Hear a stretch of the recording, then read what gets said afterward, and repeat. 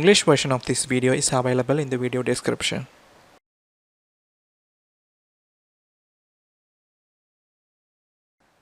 Read மற்றும் create operation எப்படி பண்ணுறதுன்றது நம்மளுக்கு தெரிஞ்சிருச்சு. அடுத்ததா நம்ம update operation தெரிஞ்சுக்க போகிறோம். அதுக்காக நம்ம இந்த இடத்துல ஒரு actionsன்ற ஹெட்டிங்கையும் இந்த இடத்துல எடிட் பண்ணுறதுக்கான லிங்கையும் இந்த டெம்ப்ளேட்டில் வர வைக்கணும். அதுக்கு நம்மளோட வியூ ஃபைலுக்குள்ளே போகணும். ப்ராடக்ட்ஸில் index.phpன்ற அந்த வியூ ஃபைலை எடுத்துக்கிட்டு அதில் நான் ஒரு சில சேஞ்சஸ் பண்ணுறேன். ஹெட்டிங்காக நான் ஆக்ஷன்ஸ்னு ஒன்று கொடுத்துக்கிறேன். கீழே டிடியில் எடிட் பண்ணுறதுக்கான லிங்க் ஒன்று கொடுத்துக்கிறேன். இப்போ உங்கள் வியூ ஃபைலை ரிஃப்ரெஷ் பண்ணி பார்த்தீங்கன்னா இப்படி இருக்கும். இப்போ இதில் எடிட்டுன்ற இந்த லிங்க்குக்கு நம்ம ஒரு சில லிங்க்ஸை கொடுக்கணும். அந்த லிங்க் தான் எடிட் பேஜுக்கு போக போகுது. இப்போது இந்த hrefக்குள்ளே நம்ம ஒரு லிங்க்கை கன்ஸ்ட்ரக்ட் பண்ண போகிறோம். அதுக்காக base_url மெத்தடை கால் பண்ணிக்கிறோம். இப்போ இதில் நம்ம ஒரு URL போடுறோம். products/edit அடுத்து ஒரு ஸ்லாஷ், அது பக்கத்தில் தான் உங்களோட அந்த ப்ராடக்ட் ஐடி வரப்போகுது. எல்லா ப்ராடக்ட்டையும் ஃபாரிச் பண்ணுறோம். அதனால் ஒரு ப்ராடக்டோட ஆப்ஜெக்ட்டை நீங்கள் ஆக்சஸ் பண்ண முடியுன்றதால ஸ்ட்ரிங்கோட சிங்கிள் கோட் பக்கத்தில் ஒரு டாட் வச்சுக்கோங்க. அந்த டாட் பக்கத்தில் ப்ராடக்ட் அதோட ஐடின்ற அந்த ப்ராப்பர்ட்டி. இப்போது அந்த ஐடிங்கிறது இந்த லிங்க்கோட கன்கார்டினேட் ஆகிடுச்சு. மொத்தத்தில் ஒவ்வொரு ப்ராடக்ட்டுக்கான எடிட் லிங்கை நம்ம ஜென்ரேட் பண்ணிட்டோம். இப்போ அந்த வியூ பேஜை ரிஃப்ரெஷ் பண்ணிங்கன்னா உங்களுக்கு எடிட் லிங்கில் லிங்க்ஸ் எல்லாம் வந்திருக்கும். அந்த லிங்க் எல்லாம் ப்ராடக்ட்டுக்கான எடிட் பேஜை கொடுக்கக்கூடிய லிங்க். இப்போ இந்த லிங்க் எடிட் பேஜுக்கு போகுதான்றதை நம்ம கண்ட்ரோலர் மூலிமா சரிப்படுத்தணும். அதுக்கு நம்ம கண்ட்ரோலரில் எடிட்ன்ற ஒரு மெத்தடை க்ரியேட் பண்ணணும். ப்ராடக்ட் கண்ட்ரோலருக்குள்ளே போயிட்டு நம்ம எடிட்ன்ற ஒரு மெத்தடை உருவாக்கிக்கிறோம். அதில் ஐடின்ற பேராமீட்டர் இந்த மெத்தட் கொண்டு வருது. அது எப்படி கொண்டு வருது அப்படின்னா, ஒவ்வொரு லிங்க்கை நீங்கள் அக்சஸ் பண்ணும் போதும் நீங்கள் கவனிக்க வேண்டிய ஒரு விஷயம், முதல்ல இருக்கிறது கண்ட்ரோலர், அதுக்கு அடுத்து இருக்கிறது மெத்தட், அதுக்கு அடுத்து மூணாவதாக கொடுக்கறது ஒரு மெத்தடுக்கான பேராமீட்டர். இங்கே எடிட் லிங்க்கில் மூணாவதாக இருக்கிறது இந்த ஐடிங்கிற இந்த பேராமீட்டர். அதனால தான் இங்கே இந்த எடிட் மெத்தடில் இந்த ஐடின்ற பேராமீட்டர் வந்திருக்கும் அப்படின்னு நம்ம சொல்கிறோம். இந்த ஐடியை வச்சு தான் நம்ம ப்ராடக்ட் ஸ்டெப்பில் ஒரு குறிப்பிட்ட ப்ராடக்டோட டேட்டாவை வாங்க போகிறோம். அதனால் டேட்டா வேரியபிளில் ப்ராடக்ட்ன்ற இண்டெக்ஸ்க்குள்ளே நம்ம ஒரு குறிப்பிட்ட ப்ராடக்டோட டேட்டாவை வாங்க போகிறோம். அதுக்கு நீங்கள் இந்த ப்ராடக்ட் மாடலை பயன்படுத்த வேண்டியதாக இருக்கும். ப்ராடக்ட் மாடலில் நீங்கள் ஒரு ஃபங்க்ஷனை உருவாக்க வேண்டியதாக இருக்கும். அந்த ஃபங்க்ஷன் என்னென்னா கெட் ப்ராடக்ட், அதோட கூடவே ஒரு பேராமீட்டர், அதுதான் ஐடி. இந்த ஐடின்ற இந்த பேராமீட்டரை வச்சு தான் நம்ம அந்த ஒரு குறிப்பிட்ட ப்ராடக்டோட டேட்டாவை டேபிள்லேருந்து எடுக்க போகிறோம்.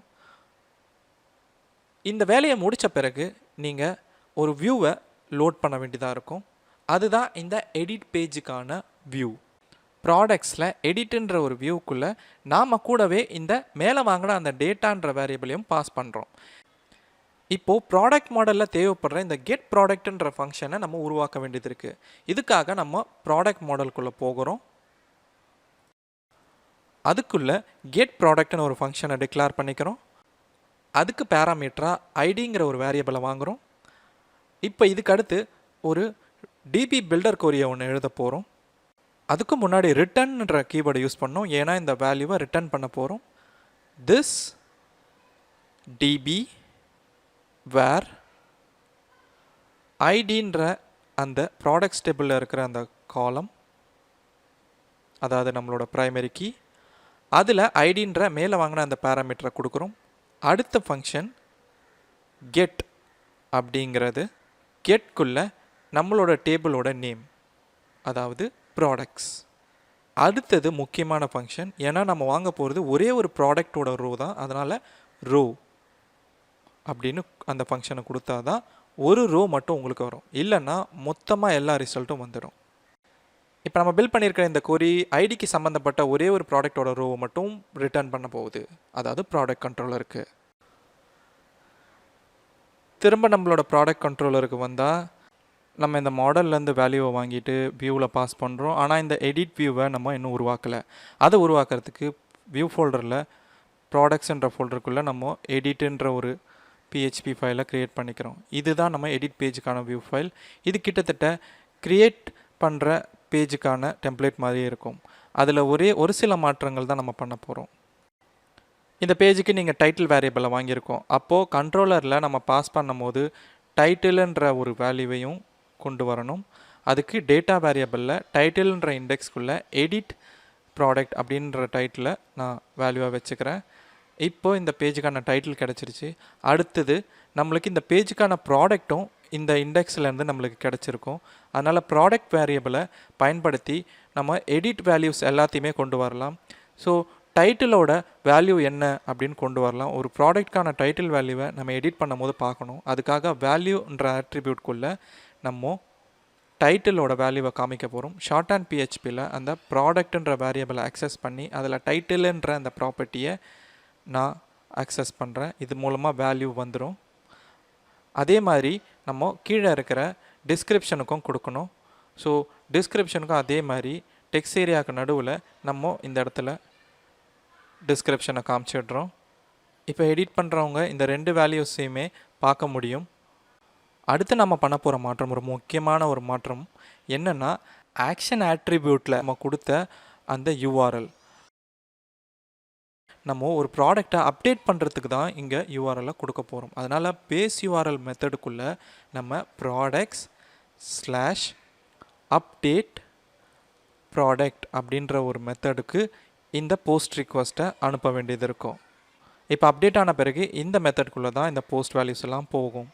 அப்போது இந்த மெத்தடை நம்ம ப்ராடக்ட் கண்ட்ரோலரில் உருவாக்கி ஆகணும். அப்டேட் ப்ராடக்ட்ன்ற மெத்தடை உருவாக்கியாச்சு. அதுக்குள்ளே வர பல விஷயங்கள் ஸ்டோர் ப்ராடக்ட்குள்ளே இருக்கிற விஷயங்களாக தான் இருக்கும். அதனால் அதுக்குள்ளே இருக்கிற எல்லா கோடையும் நான் காப்பி பண்ணிக்கிறேன். இந்த மெத்தடோட ஆரம்பத்தில் டைட்டில் டிஸ்கிரிப்ஷன்ற 2 வேல்யூஸையும் நம்ம போஸ்ட் மூலிமா வாங்கிக்கிறோம். அடுத்ததாக நம்ம பண்ண போகிற ஒரு சேஞ்ச், ப்ராடக்ட் மாடலில் இந்த ஸ்டோர் ப்ராடக்ட் பதில் அப்டேட் ப்ராடக்ட்ன்ற மெத்தடை உருவாக்கிக்கிறோம். அதுக்குள்ளே நம்ம 2 பேராமீட்டரை பாஸ் பண்ண போகிறோம். முதல்ல பாஸ் பண்ண போகிறது ஐடிங்கிற ஒரு வேரியபிள், அடுத்ததாக டேட்டாங்கிற மேலே வாங்கின 2 வேல்யூஸ்க்கான டேட்டா. ஆனால் நம்மளுக்கு ஐடின்ற வேரியபிளே இல்லையே, அப்புறம் எப்படி இங்கே பாஸ் பண்ண முடியும்னு கேட்டிங்கன்னா, அப்டேட் ப்ராடக்டோட பேராமீட்டராக ஐடி வரும். அதனால் அங்கே நம்ம அதை கொடுத்துடணும். அதை தான் இந்த அப்டேட் ப்ராடக்ட்ன்ற இந்த மாடலோட மெத்தட்குள்ளே நம்ம முதல்ல பாஸ் பண்ணணும். அதுக்கு அடுத்து தான் டேட்டா வரும். ஆனால் இந்த அப்டேட் ப்ராடக்ட்ன்ற இந்த கண்ட்ரோலர் மெத்தடுக்கு ஐடி எப்படி பாஸ் ஆகும் அப்படின்னு கேட்டிங்கன்னா, நம்ம அதுக்கு இங்கே இந்த எடிட் பேஜில் இருக்கிற இந்த பேஸ் யூஆர்எல்ல அப்டேட் ப்ராடக்ட்ன்ற அந்த லிங்க்குக்கு அப்புறம் ஸ்லாஷ் போட்டு கன்கார்டினேட் பண்ணுறோம் இந்த ப்ராடக்ட்ன்ற வேரியபிளோட ஐடின்ற ப்ராப்பர்ட்டியை. இது மூலமாக நம்மளுக்கு இந்த ப்ராடக்டோட ஐடி நம்மளுக்கு இங்கே கிடச்சிரும். இதை வச்சு தான் நம்ம ஒரு குறிப்பிட்ட ப்ராடக்டோட டேட்டாஸை அப்டேட் பண்ண முடியும். அதுக்காக தான் இதை பண்ணுறோம். அதுக்கு முக்கியம் தேவைப்படுற இந்த அப்டேட் ப்ராடக்ட்ன்ற இந்த மெத்தடை நம்ம ப்ராடக்டோட மாடலுக்குள்ளே உருவாக்கணும். அதனால் ப்ராடக்டோட மாடலுக்குள்ளே அப்டேட் ப்ராடக்ட்ன்ற ஒரு மெத்தடை உருவாக்கியாச்சு. அதுக்கு பேராமீட்டராக நம்ம முதல்ல ஐடியையும் அதுக்கடுத்து டேட்டாங்கிற அரே வேரியபிளையும் வாங்க போகிறோம். இதுக்கடுத்து நம்ம எழுத போகிறது ஒரு டிபி பில்டரோட கொரி. அதுதான் வாங்கின அந்த டேட்டா வேரியபிளோட டேட்டாஸ் எல்லாத்தையும் அந்த ஐடிக்கு அப்டேட் பண்ண போகுது. திஸ் டிபி வேர்ன்ற ஃபங்க்ஷன், அதில் முதல் பேராமீட்டராக ஒரு ஐடிங்கிற காலம், அதுதான் நம்மளோட டேபிளோட ப்ரைமரி கீ. அதில் நம்ம மேலே வாங்கின அந்த பேராமீட்டரான ஐடியோட வேல்யூ கொடுத்துக்கிறோம். அதுக்கடுத்து செட்டுன்ற ஒரு ஃபங்க்ஷனை யூஸ் பண்ணணும். இதுக்குள்ளே தான் நீங்கள் டேட்டான்ற அந்த வேரியபிளை கொடுக்கணும். அதுக்கடுத்து மூணாவது இன்னொரு ஒரு ஃபங்க்ஷன், அதுதான் அப்டேட்டுன்ற ஒரு ஃபங்க்ஷன். அந்த அப்டேட்டுக்குள்ளே உங்களோட டேபிள் நேம், அப்டேட் பண்ண போகிற அந்த டேபிள் நேமை கொடுத்துடணும். நம்மளோட ப்ராடக்ட்ஸ் டேபிளை கொடுக்குறேன். இந்த கொரி அப்டேட் பண்ணுது. ஆனால் இதை இன்னும் சிம்பிளாக பண்ணணுன்றதுக்கு இன்னொரு வழியும் இருக்குது. அதுக்கு நீங்கள் இந்த கொரியை இப்படி கூட மாற்றிடலாம். இந்த செட்டுங்கிற இதுவை எடுத்துகிட்டு அப்டேட்டுக்குள்ளே முதல் பேராமீட்டராக ப்ராடக்ட்ஸ்ன்ற அந்த டேபிள் நேமையும் ரெண்டாவது பேராமீட்டராக டேட்டாங்கிற மேலே வாங்கின அந்த டேட்டாவையும் கொடுத்துட்டா நம்ம ஏற்கனவே பண்ண கொரியை விட இது இன்னும் சின்னதாக இருக்குது இல்லை? ப்ராடக்ட் மாடலோட அப்டேட் ப்ராடக்ட்ன்ற இந்த ஃபங்க்ஷனோட வேலை முடிஞ்ச உடனே நம்ம திரும்ப ப்ராடக்ட் லிஸ்ட்டுக்கு ரீடாக்ட் செய்யப்படுவோம். இப்போது நம்ம இது வேலை செய்தா இல்லையான்னு டெஸ்ட் பண்ணி பார்க்கலாம். நான் ஒரு குறிப்பிட்ட ப்ராடக்டோட எடிட் லிங்கை கிளிக் பண்ண உடனே எனக்கு எடிட் பேஜில் இந்த யூஆர்எல் மூலமாக நம்மளுக்கு எடிட் பேஜ் க்ரியேட் ஆகிடுச்சு. அதில் நம்மளோட வேல்யூஸ் எல்லாமே வந்துருச்சு. இப்போது இதில் நான் ஒரு சில மாற்றங்கள் பண்ண போகிறேன். இந்த டைட்டிலை சேஞ்ச் பண்ண போகிறேன். இந்த இடத்துல இந்த மாடல் நம்பரை எடுத்துகிட்டு வெறும் சாம்பிள்னு கொடுக்குறேன். அதுக்கடுத்து கீழே இது எல்லாத்தையும் எரேஸ் பண்ணிவிட்டு ஐ சேஞ்ச்ட் திஸ் அப்படின்னு டிஸ்கிரிப்ஷனை மாற்றிட்டேன். இப்போ இதை சேவ் பண்ணுறேன். அப்டேட் ஆகிடுச்சு. திரும்பவும் ப்ராடக்ட் லிஸ்ட்டுக்குள்ளே வந்துருச்சு. இங்கே நோட் பண்ணிங்கன்னா நம்ம இந்த ப்ராடக்டை மாற்றிருக்கிறதுக்கான ப்ரூஃப் இருக்குது.